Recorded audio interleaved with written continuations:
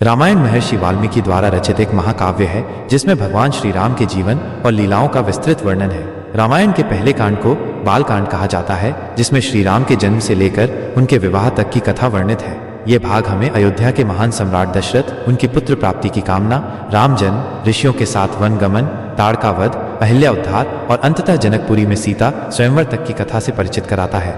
अयोध्या और राजा दशरथ की चिंता। अयोध्या, जो कौशल राज्य की राजधानी थी, सम्राट दशरथ के अधीन अत्यंत समृद्ध और वैभवशाली थी।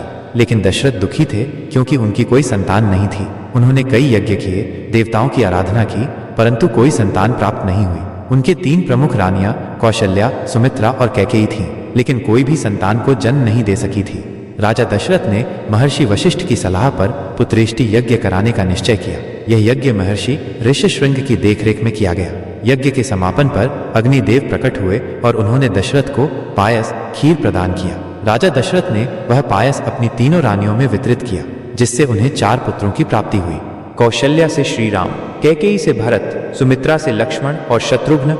अयोध्या में खुशी की लहर दौड़ गई। सभी देवताओं, ऋषियों और नागरिकों ने इन दिव्य पुत्रों के जन्म पर हर्षोल्लास मनाया। भगवान विष्णु ने त्रेता युग में धर्म की स्थापना के लिए श्री राम के रूप में अवतार लिया था।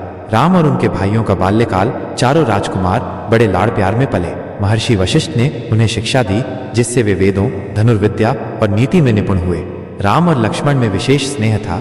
राम जहां जाते, लक्ष्मण उनके साथ रहते। भरत और शत्रुघ्न में भी गहरी मित्रता थी और वे सदा साथ रहते।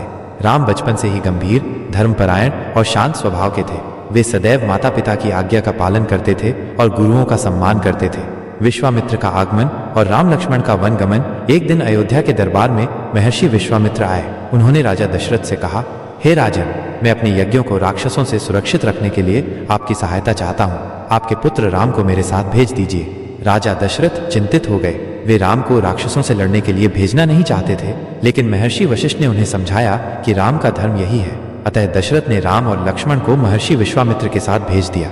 ताड़का वध वन में जाते हुए राम और लक्ष्मण को विश्वामित्र ने दिव्य अस्त्र शस्त्र प्रदान किए और उन्हें उनका प्रयोग सिखाया। आगे बढ़ने पर वे ताड़का नामक राक्षसी के वन में पहुंचे। ताड़का बहुत भयंकर थी और उसने वहां के ऋषियों को अत्यंत परेशान कर रखा था। महर्षि विश्वामित्र ने राम से कहा, हे राम, अधर्म का नाश करने के लिए ही आपका जन्म हुआ है। ताड़का का संहार करना ही धर्म है। राम ने ताड़का का वध कर दिया, जिससे ऋषि मुनियों को कष्टों से मुक्ति मिली। अहिल्या उद्धार। इसके पश्चात राम और लक्ष्मण महर्षि गौतम के आश्रम पहुंचे, जहां उनकी पत्नी अहिल्या पत्थर की मूर्ति बनी हुई थी। अहिल्या को श्राप मिला था कि जब भगवान विष्णु उनके चरणों से स्पर्श करेंगे तब वे मुक्त हो जाएंगी। राम ने जैसे ही अहिल्या के चरणों का स्पर्श किया, वो पुनः स्त्री रूप में प्रकट हो गईं। उन्होंने श्री राम की स्तुति की और महर्षि गौतम से पुनर्मिलन किया। जनकपुरी और शिव धनुष। राम और लक्ष्मण महर्षि विश्वामित्र के साथ जनकपुरी पहुंचे। वहां के राजा जनक ने अपनी पुत्री सीता के लिए स्वयंवर का आयोजन किया था। उन्होंने घोषणा की थी कि जो भी शिवजी के भारी धनुष को उठाकर उस पर प्रत्यंचा चढ़ाएगा, वही सीता का पति बनेगा। स्वयंवर में कई राजा आए, परंतु कोई भी शिव धनुष को हिला भी न सका। अंत में विश्वामित्र ने श्री राम को आज्ञा दी कि वे धनुष उठाएं। राम ने सहजता से धनुष उठाकर प्रत्यंचा चढ़ाने का प्रयास किया और धनुष बीच में से टूट गया। शिव धनुष टूटते ही चारों दिशाओं में गूंज उठी और सीता ने भगवान श्री राम को वरमाला पहना दी। समस्त सभा में आनंद की लहर दौड़ गई। परशुराम और राम का संवाद। शिव धनुष टूटने की खबर भगवान परशुराम तक पहुंची। वे अत्यंत क्रोधित होकर सभा में आए और बोले, किसने शिवजी के धनुष को तोड़ा, उसे मेरे क्रोध का सामना करना होगा। राम ने विनम्रता से परशुराम का अभिनंदन किया और कहा कि यह घटना संयोगवश हुई। परशुराम ने श्री राम को अपना परशु कुल्हाड़ी उठाने की चुनौती दी। जैसे ही श्री राम ने परशुराम का धनुष उठाया, परशुराम समझ गए कि राम कोई साधारण मानव नहीं, बल्कि स्वयं भगवान विष्णु का अवतार है। उन्होंने राम को प्रणाम किया और हिमालय की ओर चले गए। अयोध्या, वापसी और विवाहोत्सव। भगवान राम और सीता के विवाह के पश्चात अयोध्या से राजा दशरथ को निमंत्रण भेजा गया। वे बारात लेकर जनकपुरी आए। वहां भरत का विवाह मांडवी से, लक्ष्मण का उर्मिला से और शत्रुघ्न का श्रुतकीर्ति से हुआ। जनकपुरी में भव्य विवाह संपन्न हुआ और उसके बाद राम, लक्ष्मण, भरत, शत्रुघ्न अपनी पत्नियों सहित अयोध्या लौटे।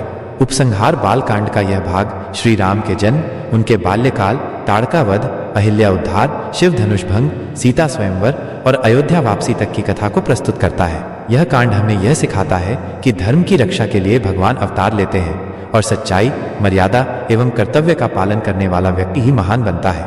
इस प्रकार बाल कांड हमें श्री राम के दिव्य जीवन। जय श्री राम।